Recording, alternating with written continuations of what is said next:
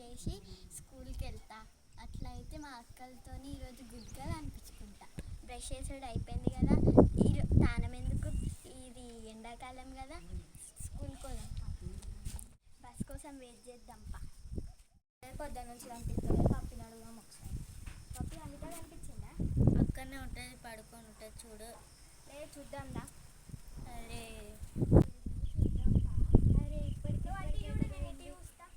సరే ఒకసారి అయితే టీచర్కి ఫోన్ చేయి. సరే. హలో, అమిత వచ్చిందా? ఓహో లేదా, లేదట. ఎటు అయిన మరే చూద్దాందా. బస్ ఏంది ఇంకా అత్తలేదు. అంకుల్ మర్చిపోయిండు కా.